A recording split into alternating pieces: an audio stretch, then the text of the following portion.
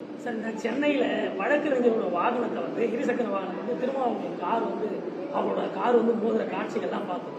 இந்த நிலையில் திருமாவளவன் அவர்களே சொல்லியிருக்கிறாரு, என்னை வந்து முறைச்சாங்க, அதனால 4 தட்டு தட்டணும் அப்படின்னு அவங்க வாயிலே ஒப்புக்கொண்டார். இதில் வந்து போலீஸ் வந்து அவங்க வழக்கு பதிவு பண்ணலான்னு ஒரு குற்றச்சாட்டு. அவரு நான் தட்டுன்னு சொல்லல, நீங்க கதை விடாதீங்க.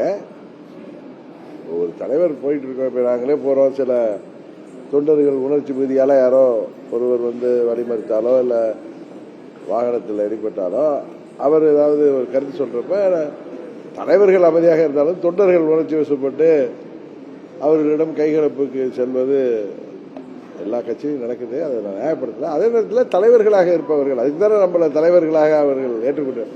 தலைவர்கள் அதை தடுத்து நிறுத்தி அந்த பாதிக்கப்பட்டவருக்கு அவருக்கு எந்த பாதிப்பும் இல்லாமல் அவரை பாதுகாத்து அனுப்பியிருக்க வேண்டும். அதை விட்டுவிட்டு எங்கள் வண்டியில் அவர் வந்து இடிபட்டு அவர் முறைத்த காரணத்தினால் 4 தட்டு தட்டாங்கன்னு சொல்றது திருமாவளவன் போன்ற ஒரு சீசன்டு பொலிட்டீஷியனுக்கு அது நல்லதல்ல, அழகல்ல என்றுதான் நான் பார்க்கிறேன். அது ஒரு தவறான முன்னுதாரணமா போயிடும்.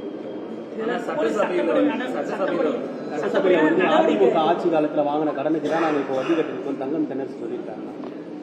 ஆமாங்க, கடந்த ஆட்சிகளில் வாங்கின கடனுக்கு தொடர்கின்ற ஆட்சி அது கடன் கட்டுவது கட்டிதான் ஆகணும். இப்ப 26க்கு பிறகு ஒரு புதிய அரசு அமைந்தால் இதுவரை கிட்டத்தட்ட 5 லட்சம் கோடி கடன் தமிழ்நாட்டிற்கு ஏற்பட்டிருக்கு. அதுக்கான வட்டியையும் அவர் கட்ட வேண்டும். குடும்பமானவரை கடனை அதிகரிக்காமல் இது இலவசமாக அதை கொடுக்கிறோம் இதை கொடுக்கிறோங்கிற பேர்ல வளர்ச்சியை மனதில் வைத்து இலவசங்கள் தேவையானவற்றிற்கு மிகவும் பின்னடைந்தவர்களுக்கு உண்மையிலேயே தேவையானவர்களுக்கு அந்த இலவசங்களை வழங்க வேண்டும். அதுதான் வருங்கால வளர்ச்சிக்கு நல்லது. இன்றைக்கு தேர்தலில் வெற்றி பெறணுங்கிறதுக்காக நாம் பல ஸ்கீம்ஸ் அறிவிக்கிறப்ப அது வந்து அன்றைக்கு நல்லா இருக்கும். ஆனா ஒரு தொலைநோக்கு பார்வையில அது கடனை தான் அதிகமாக்கிட்டு போவோம். இன்னும் வருங்காலத்தில் இப்ப 26 தேர்தலுக்கு முன்பு வாக்குறுதிகளை எல்லா கட்சிகளும் வாரி வழங்காமல் வருங்கால சந்ததியின் வளர்ச்சியையும் தமிழ்நாட்டின் வளர்ச்சியும் மனதில் கொண்டு தேர்தல் வாக்குறுதிகளை குறிப்பாக இலவசங்கள் திட்டங்களை அறிவிக்க வேண்டும் என்பதுதான் எங்களுடைய கருத்து. விசிக ஆர்ப்பாட்டம் வந்து மதுரையில் நடைபெற்றது. அதில் ஒரு தொண்டர் திருமாவளவனுக்கு எதனா பிரச்சனைனா தீபாவளி வந்து பொதுமக்கள் கொண்டாட முடியாது, தமிழ்நாடு சம்பளத்தி பெறும், பிரதமர் மோடி ஒரு காரை வந்து பறிப்போம் சொல்லியிருக்காரு. சில தொண்டர்கள் சில கட்சிகள்ல இது மாதிரி கொஞ்சம் அறவட்டுத்தனமா பேசதான் செய்வாங்க. அது தலைவர்கள் தான் அதெல்லாம் கண்டிக்கணும். இப்ப எங்க கட்சியில சில தொண்டர்கள் வண்டியில நாங்க போயிட்டு இருக்கப்ப இது மாதிரி போய் யாராவது ஒருவர் இடையூறாக இருந்தா போய் அவங்கள்ட்ட கொஞ்சம் கரடு முரடா நடக்க போயிடுவாங்க. அது நம்ம பார்வைக்கு வர்ற போய் அங்க இருக்கிற அடுத்த கட்ட தலைவர்களும் அதை தடுத்து இது போன்ற செயல்பாடுகள் இல்லாம பார்க்கணும். அதுதான் திருமாவளவன் அவர்களும் செய்திருக்க வேண்டும் என்பதுதான் என்னுடைய கருத்து. சமுதாய ரீதியா பிரச்சனை போயிட்டு இருக்கு சார்.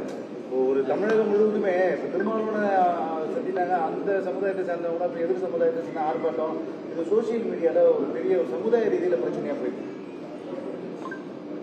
இல்ல. இது எல்லோரும் இப்ப தமிழ்நாட்டில் கல்வி வளர்ச்சி அதிகமாயிட்டே போயிட்டு இருக்கு.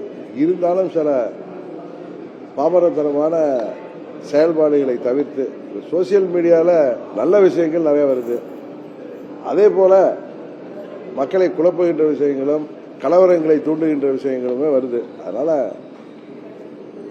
எல்லோரும் நாம் அனைவருமே கொஞ்சம் பொறுப்புணர்வோடு சமூக பொறுப்புணர்வோடு நடந்து கொண்டால் இதெல்லாம் சரியாக குறிப்பாக எல்லாரையும் வழிநடத்துகிற அந்த தலைவர்கள் அதை சரி செய்ய வேண்டும். சார், என்டிஏ கூட்டணியில கடந்த காலங்களில் நிறைய பேர் வந்து சிறிய கட்சிகள்லாம் வந்துட்டு அவங்களை கண்டுகொள்ளன்னு ஒரு குற்றச்சாட்டு இருக்கு. அது தெரியல, நீங்க என்டிஏ கூட்டணியை சேர்ந்தவங்களை தான் கேட்கணும். தீபாவளி வாழ்த்து. தீபாவளி வாழ்த்து.